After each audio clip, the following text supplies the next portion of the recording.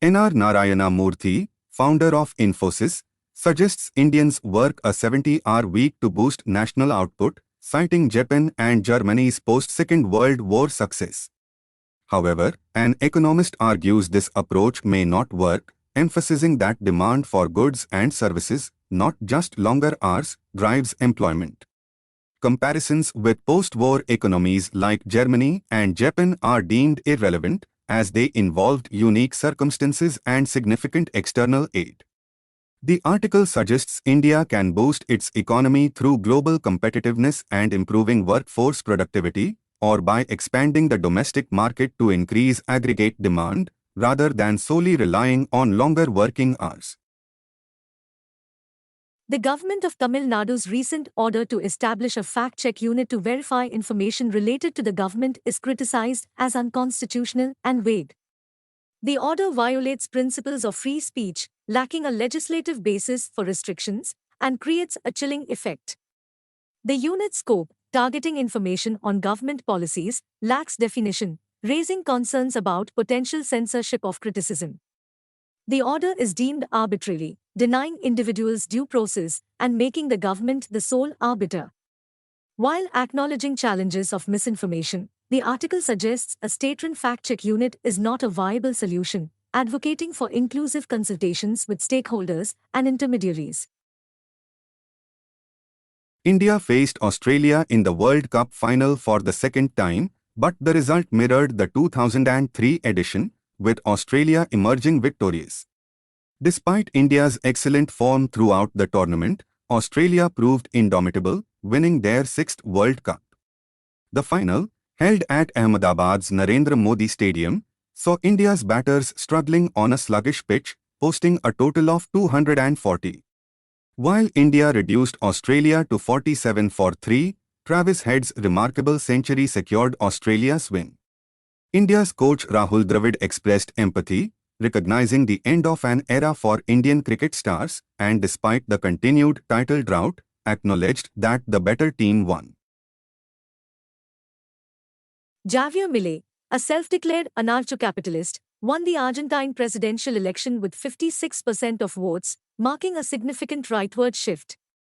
He defeated Sergio Massa, the economy minister in the outgoing leftist government. Milei vowed to disrupt the political establishment, blow up the central bank, and rebuild the struggling economy. Argentina faces high inflation, poverty rates, and a depreciating currency. Milei's victory aligns with far-right trends in the Americas, but concerns arise due to his controversial proposals, including replacing the currency with the US dollar, banning abortion, dismantling public health care, and shifting education to a voucher system. His untested libertarianism raises uncertainty about addressing economic challenges. The Indian military is actively engaging with emerging technologies, including cyber technology, AI, unmanned systems, and advanced computing. The Army has identified 45 niche technologies, and the Indian Air Force is using AI, cyber, and virtual reality under Udan. The Navy is pursuing an integrated unmanned roadmap, emphasizing indigenization. The Defense Ministry's AI Definite initiative includes the Defense AI Council and Defense AI Project Agency. However, successful integration requires organizational and doctrinal changes, collaboration with civilians, and data sharing. Jointness among services, revisiting human resource practices, and openness to incorporating technocrats are essential for realizing the potential of emerging technologies. Karnataka faces an unprecedented drought, with a 25% rainfall deficit, resulting in crop loss and a decline in yield. Major reservoirs have only 50.56% of their capacity, with crop loss estimated at over 30,000 crore rupees. Despite declaring 223 taluks as drought-affected, the Congress government has not announced relief measures, leading to farmer discontent. The opposition BJP and JDS criticize the government's focus on guarantee schemes rather than proactive drought relief policies. The political feud, accusations, and counter-allegations are likely to overshadow discussions on effective drought management in the upcoming winter session of the State Assembly. Chhattisgarh has shown improvement in social indicators in recent years, yet it continues to rank lower than most states. While there's progress in reducing teenage marriages and improving educational parameters, the state lags economically, ranked 23rd in per capita net state domestic product. Around 60% of the population falls into the lowest two wealth quintiles. Chhattisgarh's environmental progress is mixed, with 8.56 metric tons of hazardous waste per 1,000 people in 2018, ranking 20th but producing only 0.21 tons of plastic waste per 1,000 people in 2018-19, the fifth lowest in India. Bangladesh's ready-made garment (RMG) sector, which employs 4.4 million workers, is experiencing unrest as workers demand a threefold increase in their minimum wages. The workers seek an increase from 8,000 Bangladeshi taka ($72) to 23,000 taka $208. The country's RMG sector is a major contributor to its economy, representing 85% of export earnings of $55 billion in 2022. Bangladesh is the world's second-largest exporter of fast fashion after China. The unrest has led to strikes and demands for political changes, with the opposition calling for Prime Minister Sheikh Hasina's resignation.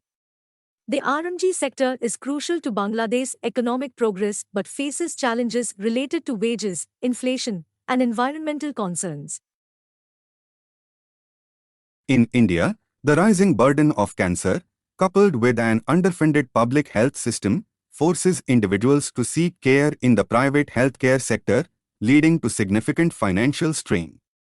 Despite the Pradhan Mantri Jan Arogya Yojana (PMJA) offering health insurance, cancer treatment still results in catastrophic health expenses for over 80% of patients, according to a June 2023 study.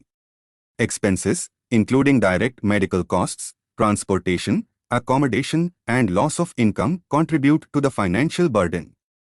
The situation is particularly challenging for rural residents who must travel long distances for treatment, incurring additional costs for accommodation and transportation. The Langlands Program, initiated in 1967 by mathematician Robert Langlands, aims to find connections between number theory and harmonic analysis to distinct areas of mathematics. The program seeks to link Galois groups with automorphic functions, allowing the investigation of polynomial equations using tools from calculus and establishing a bridge between harmonic analysis and number theory. Automorphic functions, which have translational symmetry, are central to the program. Notably, Langlands' conjectures were applied in 1994 by Andrew Wiles and Richard Taylor to prove Fermat's last theorem, and the program has led to the exploration of new automorphic functions and related fields like geometric Langlands.